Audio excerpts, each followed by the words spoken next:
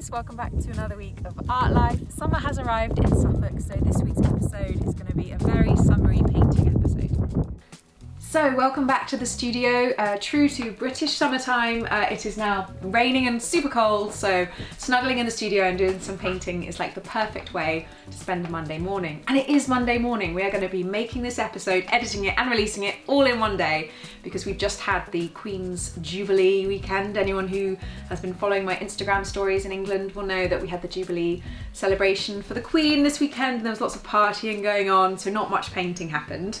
But Monday morning, back into the studio, and there's lots to talk about. So I just kind of wanted to break down my thought process for a typical Monday morning in the studio. So I finally heard back from the Royal Academy about my painting, which got into the final selection for the Summer Exhibition 2022. Unfortunately, my painting didn't get selected, and it inspired me to just want to mention a little bit about rejection and how artists kind of have to navigate this world of rejection when applying for things. I'm actually really chilled about the RA situation. I had the best day out in London. It means I get to go back to London, collect my painting. So next week we're going to do another London gallery visit, museum visit with you guys at Art Life, which is amazing.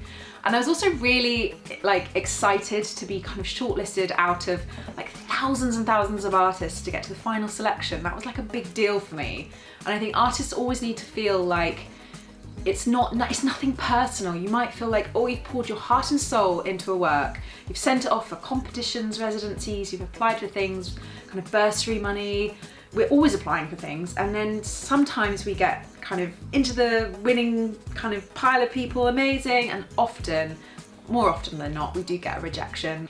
I've been in a position before where I have had to curate exhibitions and I'd have open competitions where hundreds of artworks would get sent to me and I'd have to make a selection of about 50, and it was awful, that kind of rejection process of being like, I'm so sorry, thank you so much for applying, but we can't accept this time, but please apply next year.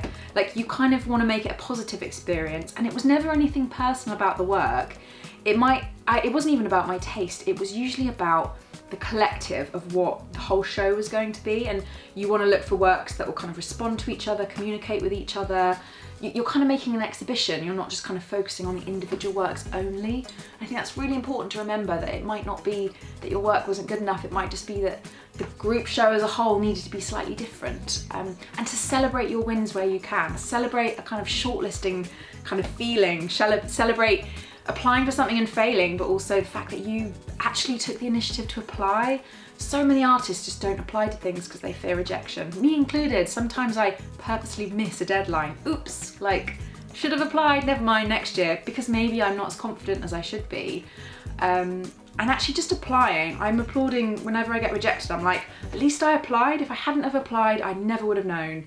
So that kind of what if is actually worse. And I think if you've applied for anything and you haven't got in, like, this is me telling you right now, I'm so proud of you guys for even applying, and just to keep applying, never stop applying. I think it's easier when you're feeling strong and confident. You have a rejection, you brush it off. Sometimes you might be feeling like super anxious about your work, about you're doing this full time as a business, and sometimes that kind of gets to you and you can feel a bit stressed. I know I absolutely have waves of that where I feel not as confident and like I have it all together. I'm actually like, what am I doing? This isn't going anywhere. If you have a situation where you have had rejection, or you're like anxious about your practice, or you're just feeling like you're alone in the studio and with your work kind of confused about what you're doing, and it kind of gets to you a little bit with your mental health, particularly with social media, which can often make you feel like you're not as good as everybody else. Social media has this way of making you feel like everyone else is doing amazingly, and why aren't you doing all of that, and how come they're looking like they're like nailing life and you're kind of like, oh, feeling a bit like lost with your work. I get this all the time. It's part of the kind of modern contemporary practice, I think, being able to value what you do and be kind to yourself and just be like, this is exactly where I am and it's the perfect place. It's exactly where I'm meant to be. I'm doing what I love. I'm just trying. Every day I get into the studio and I'm making art. Like, it doesn't matter if it's good or if I have a wasted day in the studio where I achieve nothing. It's not about a goal of like achieving this, getting this gallery, getting this sale. There shouldn't be goalposts in art. It should just be about celebrating human experience and using a medium of choice to kind of express yourself with creativity and kind of genuine passion or just like an authenticity to kind of be true to yourself with your work. And I honestly, it's something I struggle with a lot, and I want to be kind of honest about that on YouTube, not just be like, everything's great, art life is perfect, there's never anything that goes wrong. There's always something that goes wrong. There's always kind of a challenge to overcome with painting, and I think sometimes it's the medium itself, paint just doesn't do what I want, and sometimes it's the kind of outside the studio environment which feels really stressful and overwhelming and kind of insurmountable if you don't sell work or if you get a rejection from a competition. The important thing is to know that you are not alone. There's a huge community of artists out there just kind of rooting for you, and just kind of positivity in the art world, I think, is to be celebrated. So if any of this resonates, I'm really glad. And if not, and if you're like, have none of these problems, if you drop me a message and let me know your secret, I would really appreciate that. So I think this is a really important conversation to maybe open up about in the comments section below. And if you have any experiences you'd like to share, do write to us at Art Life, because it's so exciting at the moment to be creating this kind of Art Life community of artists who want to kind of share their experiences and just open up a dialogue about the kind of rejection side of painting, or just the kind of overwhelming kind of way it is in the art world when you're just trying as a solo artist to get your work out there, get it seen, sell it, feel successful and supported. I think it's a big subject we should kind of like keep in mind, and maybe just talk about a little bit more. So now I've actually got to do some painting. I have here my colour wheel, because I'm going to be picking maybe 3 or 4 colours to choose from. I think today I'm going to stick to cobalt, teal, green gold and quin gold. I think there's something about using summer colours but in a kind of soft and earthy way. I want to create a skyscape which feels quite natural, quite gentle. I've got a lot of really sort of punchy, bold, bright paintings now in the studio. I kind of want to mute it down with this painting. It's going to be the last I managed to do before my exhibition in 3 weeks. Hopefully it dries, because we're going to go and get it framed in 2 weeks, so we can bring you along for that little framing episode. So yeah, I'm going to try and just do one of my dreamy summer cloudscapes, and then I think that's it before my exhibition. So yeah, let's get cracking.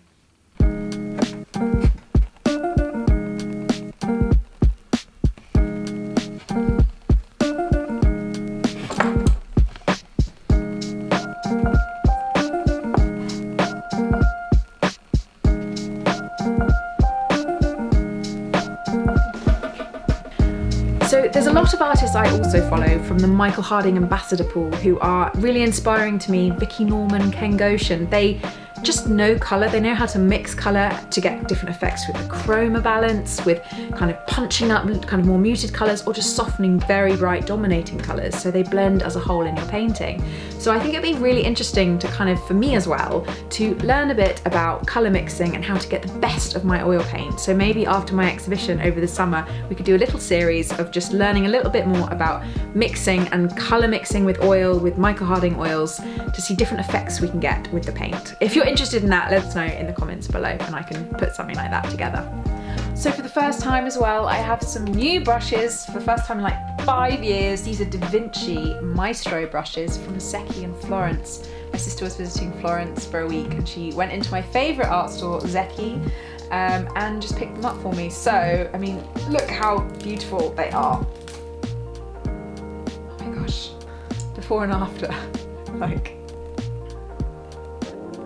the power of a new brush. This is much longer filbert actually than I usually use, which means the brush strokes are kind of like, they're more fluid. When you have a shorter hog brush, like with a filbert, much more control, there's less kind of swoosh at the end. So this is actually quite a long hair filbert. I think it's a size 8. This one's a size 4. But again, I love working with the round brushes rather than the flat brushes. We did an episode on brushes, just going through the different types. Do check it out if you're thinking about expanding your kind of brush collection and need to know where to go. But yeah, I think we should use the new brushes and check them out, take them for a spin.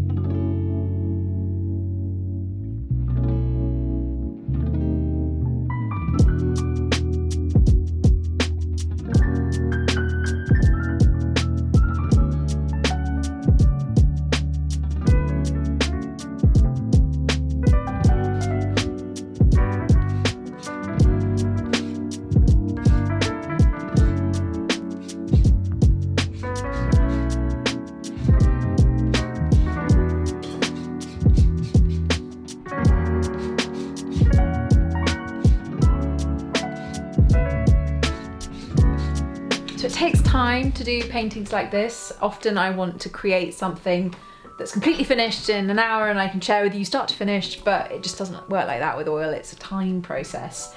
At the moment I'm just kind of sketching in block colours for the kind of smoky atmosphere, a lot of pink and gold at the top, a little bit of turquoise, which obviously isn't native to skyscapes, but it's kind of this kind of summery atmosphere that I'm looking for. Again, a lot of applying paint, then taking it away with palette knife, reapplying. My brushes need a bit of a condition, so I'm kind of limited for choice for kind of some of my smoking. Usually I'd get a big brush and just smoke it all together. Unfortunately, I can't do that because I need to take care of my tools better. So I'm just using this brush, which Ray found, which is just a Russell and Chapel brush from a long time ago, but it's actually working out quite well. So I'm just going to keep applying the paint. I want to make sure I avoid... I tend to do this thing where I like do a right side of the work and a left side and you're left with a bit of a hole in the middle. I kind of want to avoid that a little bit today because it ends up looking a bit kind of like a V or a cup or a, what did you say? A heart. Yeah, it was looking a bit like a big heart in the middle, so I've kind of had to get rid of that. But it's just keep working at it, spend a few hours just gently building in the colour, let it dry for a bit so it doesn't go murky. There was a little bit around here which went murky.